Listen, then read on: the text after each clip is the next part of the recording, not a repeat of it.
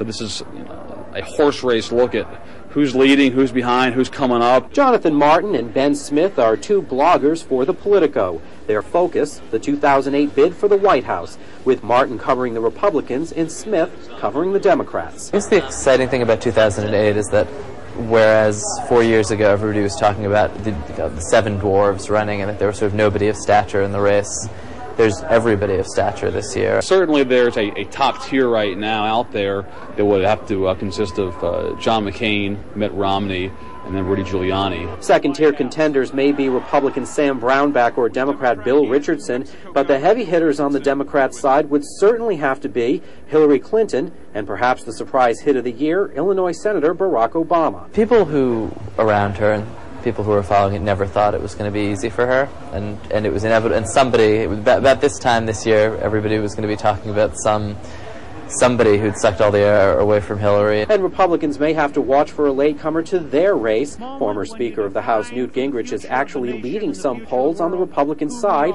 even though he said he won't make a decision about running until fall 2007. Those early polls do tend to rely heavily upon name ID, and so if you have somebody like Newt Gingrich, who of course a lot of Americans know from his tenure as Speaker of the House of Representatives, he is a nationally prominent figure. Of course, he's going to benefit from those early polls. Both men have worked in print journalism before, but came to the Politico because the face of journalism is changing. It's a funny moment in media when the established institutions don't feel safe. And the internet is leading the way. So far, one of the biggest splashes of the campaign season is not only how some of the candidates announced, but how they'll be covered. I feel like there's kind of a misperception that there are these things called bloggers any more than there are like things called printers. It's a technology with which you put words in front of people. It's a lot of fun, and the bottom line is that it's important stuff that also matters in the grand scale as well.